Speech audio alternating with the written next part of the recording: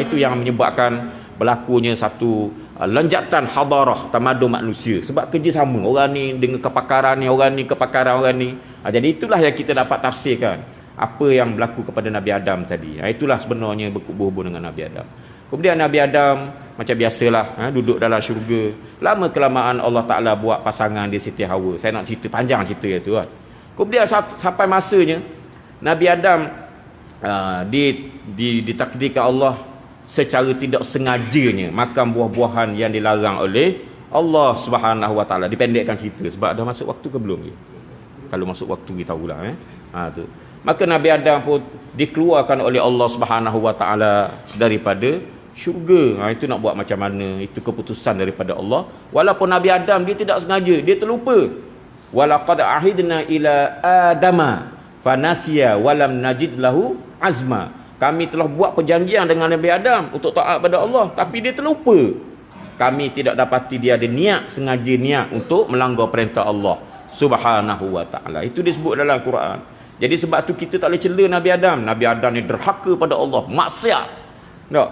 Nabi Adam, kerana Adam lah kita ni duduk atas dunia ni yang penuh dengan kesusahan dan sebagainya. Jangan kata begitu.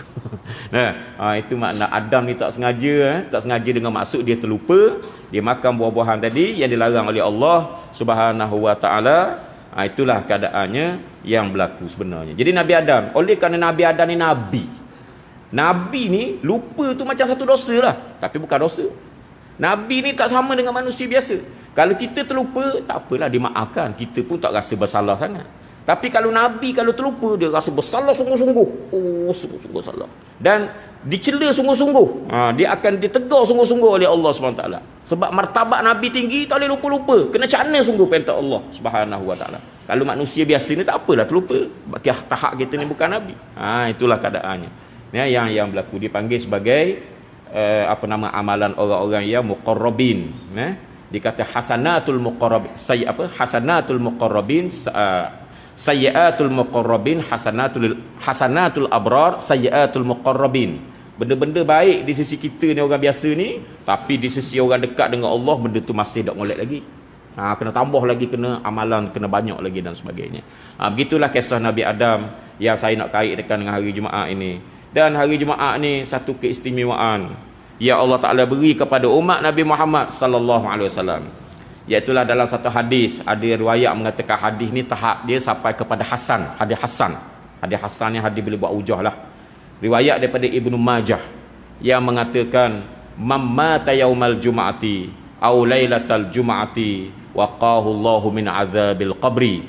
Barang siapa yang mati pada hari Jumaat ataupun pada malam Jumaat, Allah Ta'ala akan selamatkan dia daripada azab kubur. Itu keistimewaan Allah Ta'ala pilih lah tu.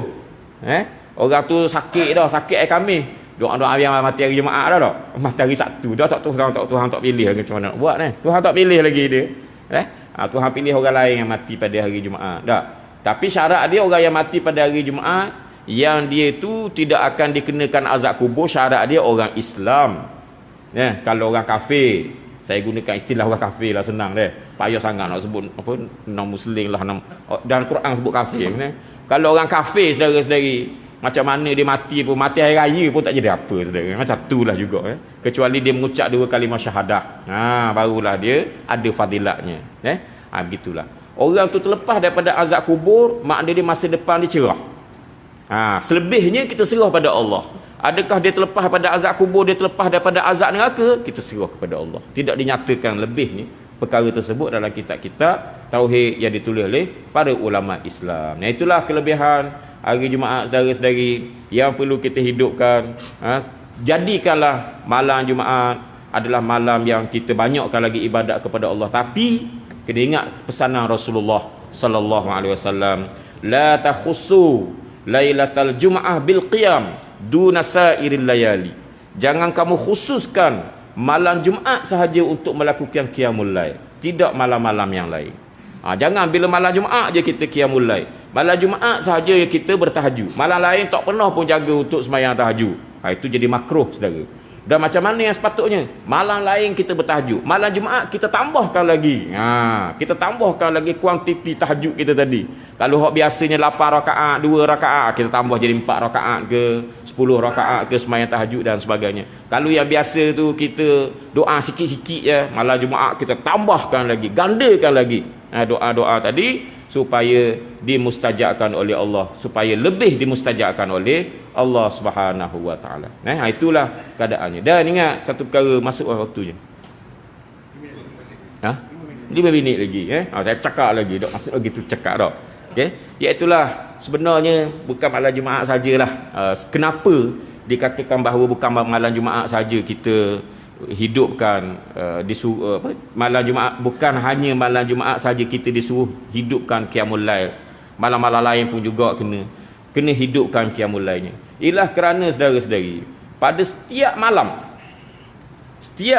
saudara-saudari, apabila sampai 1/3 akhir malam, maka Allah Subhanahu wa taala akan turun ke langit dunia.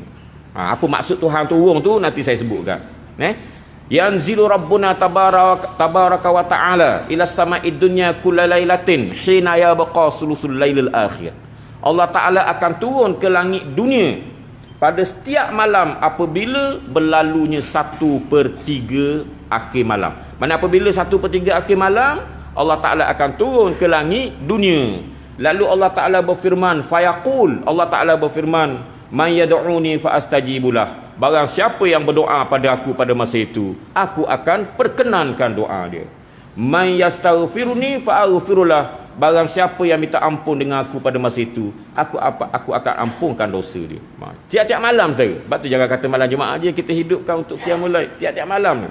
Iaitulah pada tiap-tiap malam Allah Ta'ala akan turun ke langit dunia. Apa maksud Allah Ta'ala turun ke langit dunia? Maka para ulama ahli sunnah mengatakan yang dimaksudkan itu ialah rahmat Allah Ta'ala turun ke dunia. Rahmat Allah Ta'ala akan turun ke dunia ini. Dan ada juga yang mengatakan malaikat Allah yang turun. Bila malaikat turun saudara-saudari, apabila kita menadah tangan, kita baca doa, malaikat akan kata amin, amin. Ingat saudara-saudari, amin malaikat tu mahal nilai dia.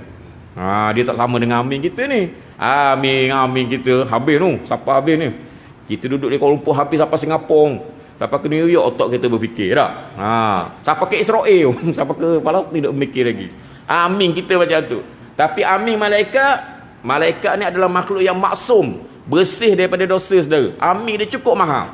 Sebab tu kita mengharapkan bukan kita minta dengan malaikat, kita minta dengan Allah. Tapi amin tu, amin. Bila amin malaikat tu makna dia malaikat pun turut berdoa untuk kita, maka lebih lagi lah mustajab doa kita saudara-saudari. Itulah keadaannya. Sebab tu saudara-saudari, hidupkan malam dengan qiyamul lail. Jadi sebab tu saudara-saudari tau, ada satu hadis ni last kali saya nak berhenti dah ni, masuk dah waktunya.